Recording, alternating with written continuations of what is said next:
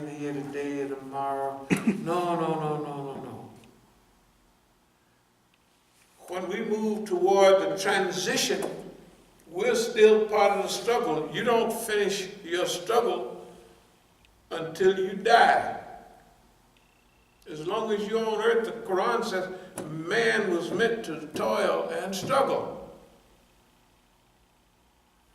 You think we're struggling now? Wait till you get power.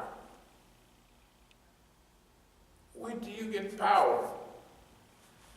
And what's about all of this nickel and dime petty stuff? Allah send you through that. Remember, we say it all the time, but people take it in short order.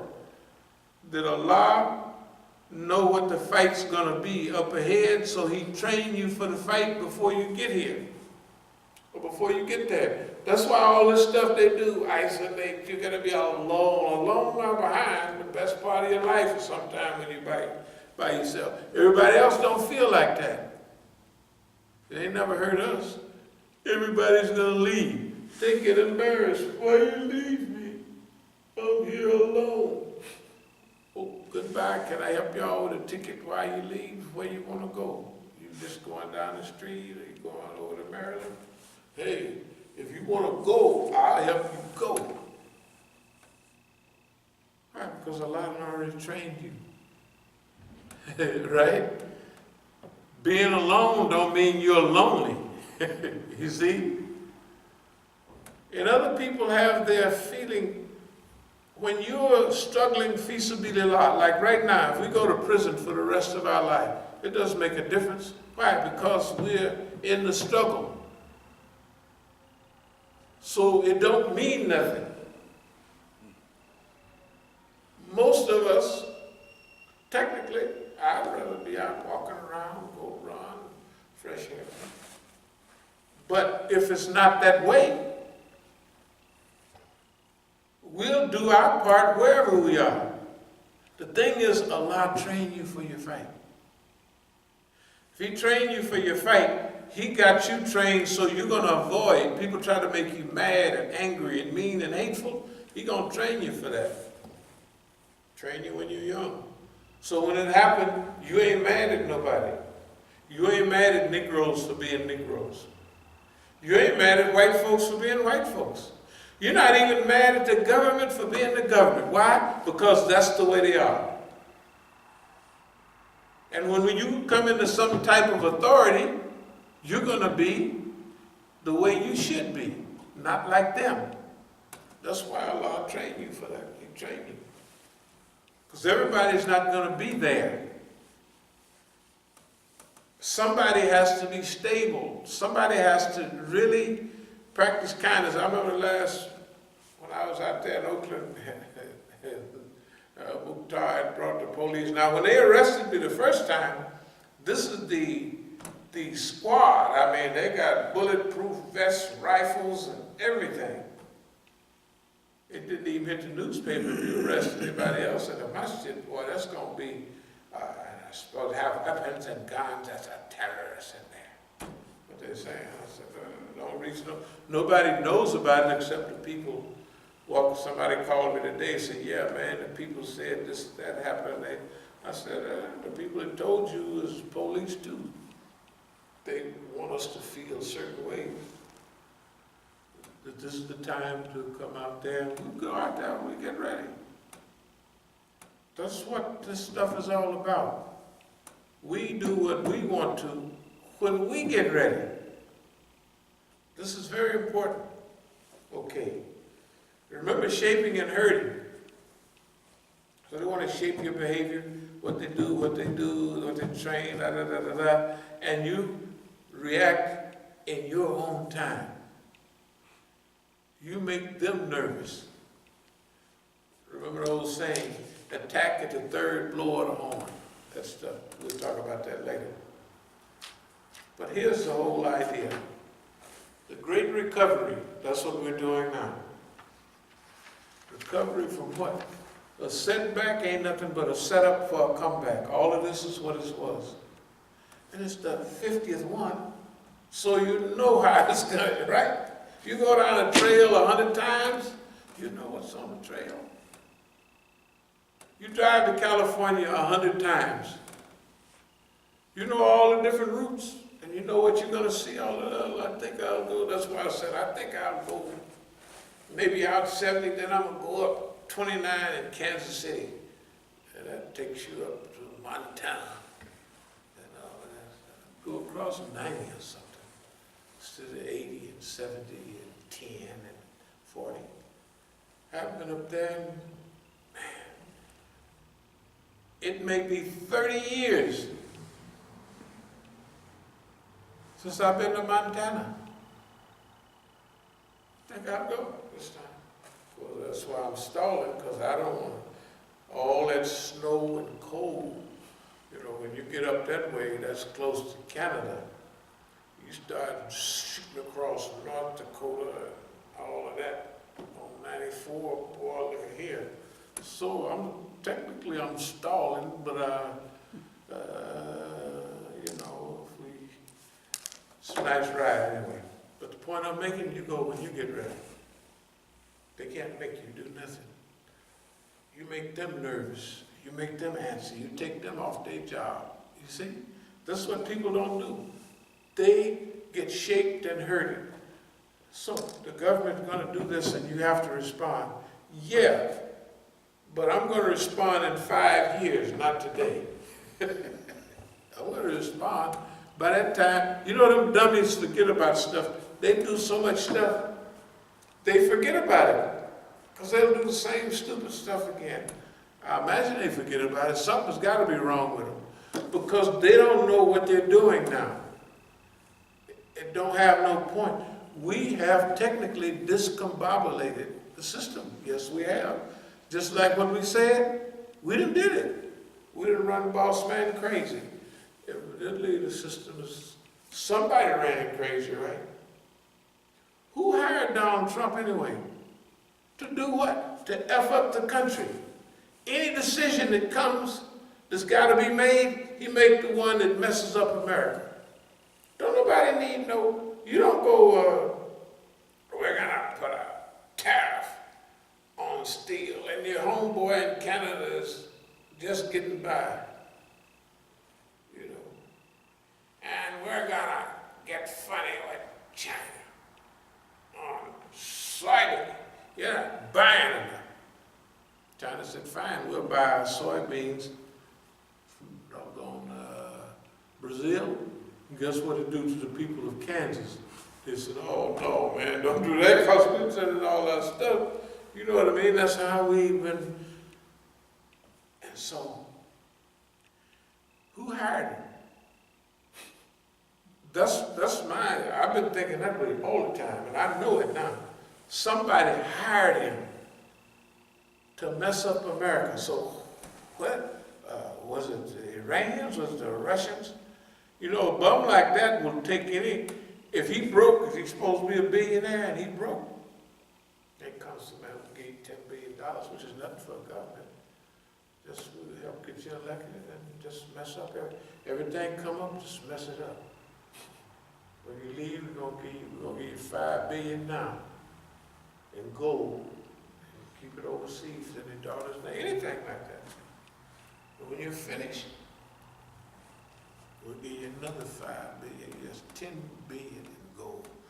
You can take it easy, but you got to destroy the country. Any decision come your way, you got to say, this is the right decision. Okay, we're doing that. Doesn't he do that every time? You can't keep up with the white folks that leave his administration. Some big guy, Cohen or something. Somebody just yesterday, day before. That's his economic advisor. Yeah, he said, man, you can't do, his stuff is so bad that I can't stay here and watch you do that. I'm with you, but that's wrong. And whatever else he do, is wrong. Somebody hired that boy.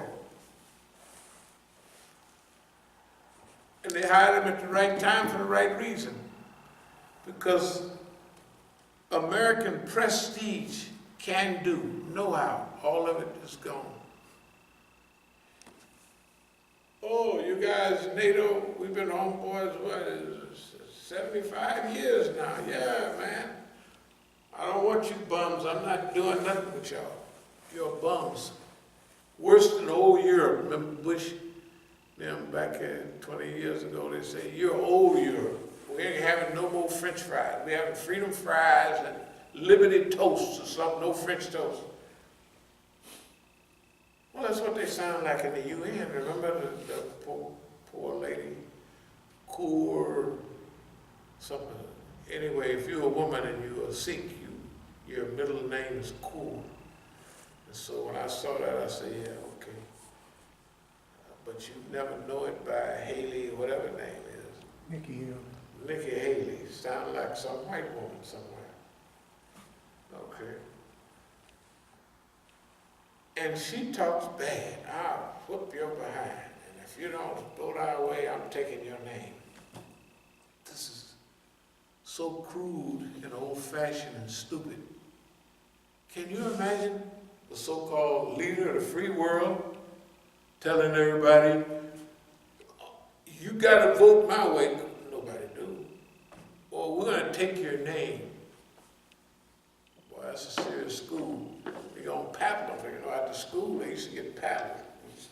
When we went to school, I don't think they do it now, but they paddle you about it. So that's what they tell them. You don't vote our way, and I'll paddle you about it.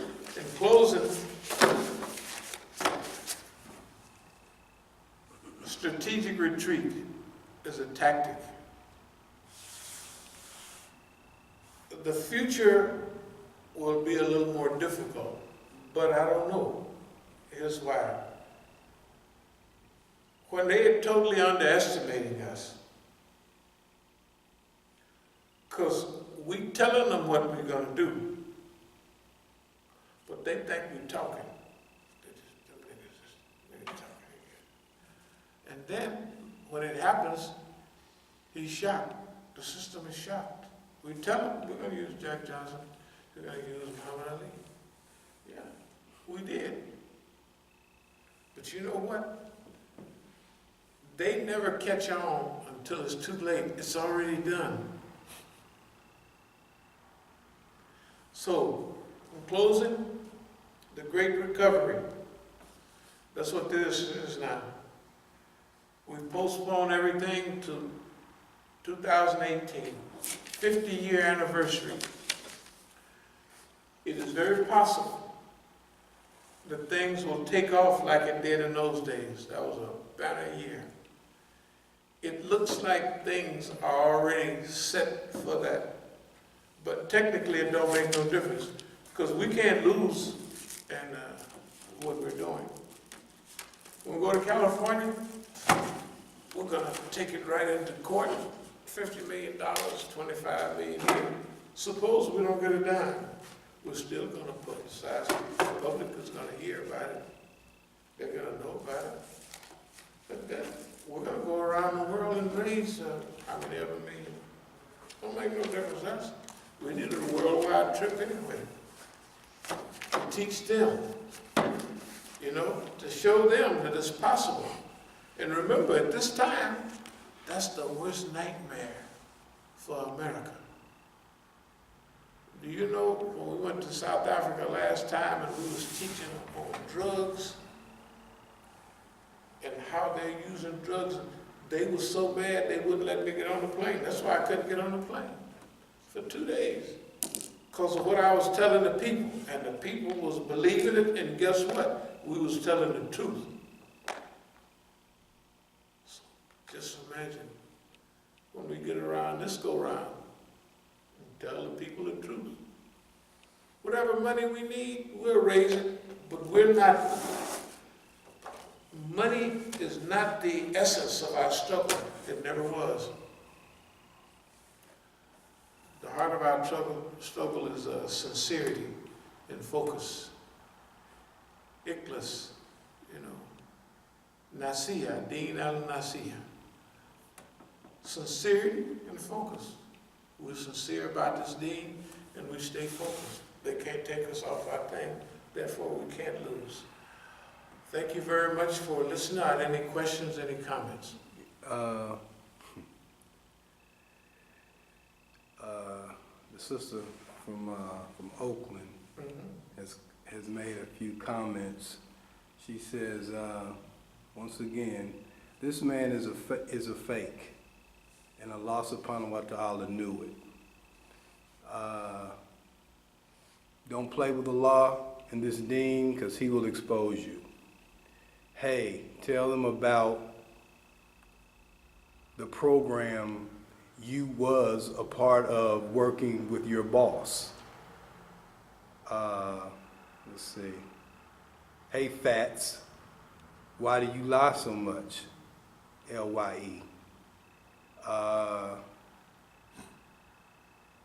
You set up a lot of people, man. That's sad. Didn't lie on all the real ones. The other comment is,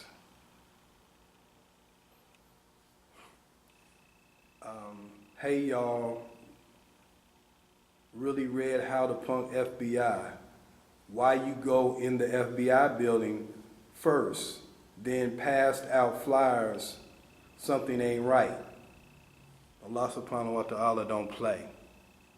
And I think the last comment is, yes, you then told everybody you made a deal with the man and they still don't get it. Please, brother who is listening, please get out.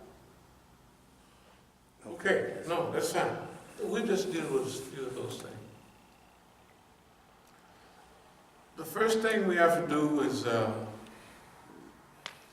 check with people that count.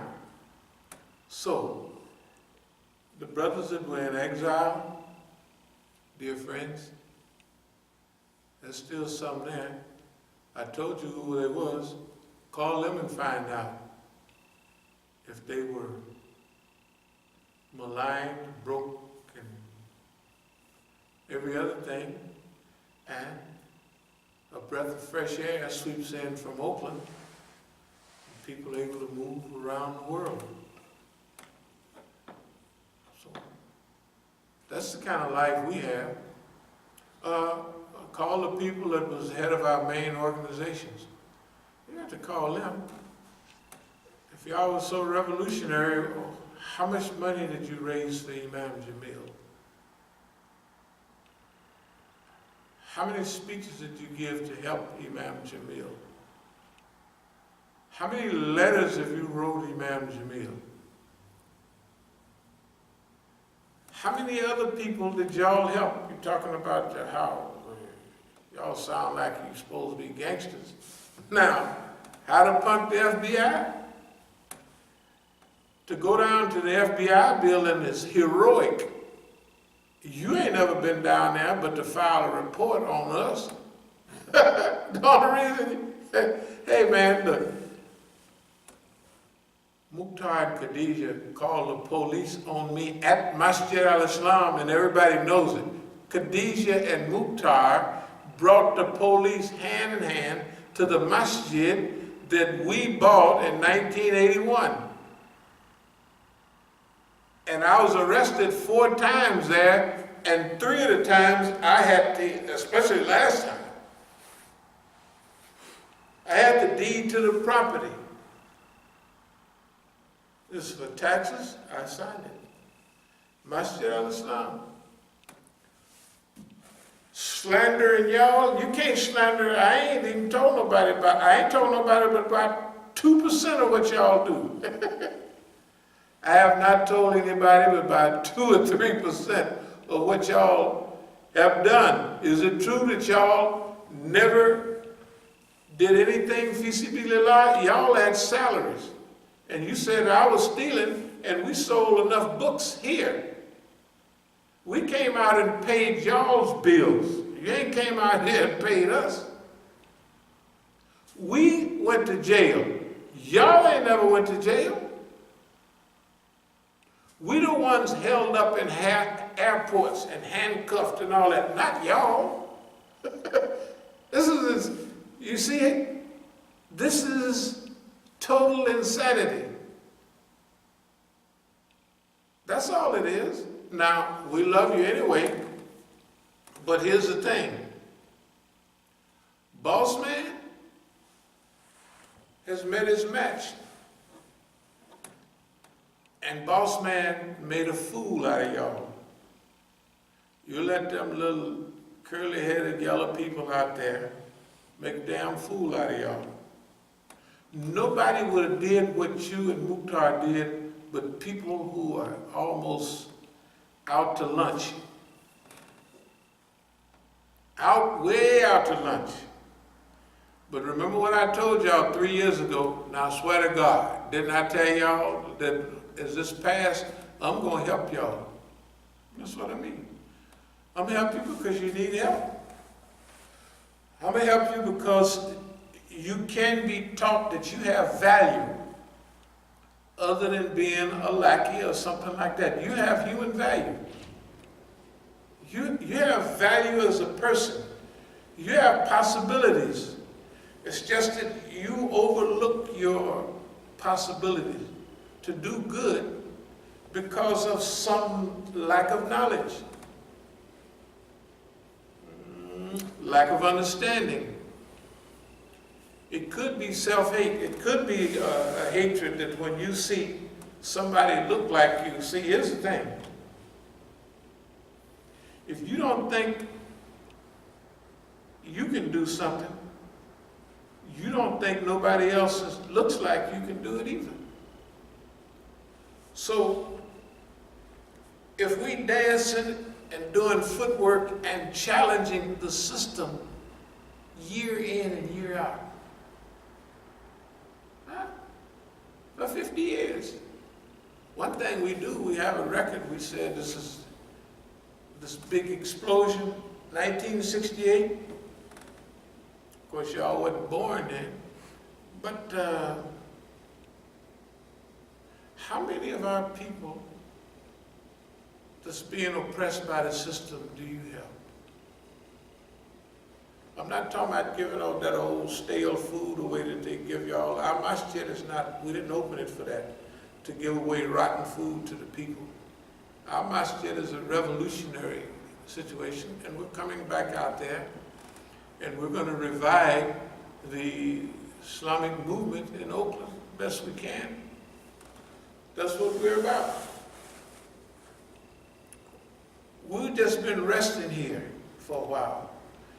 It's really good to hear from you. I guess, Khadijah, you must be the same one that last month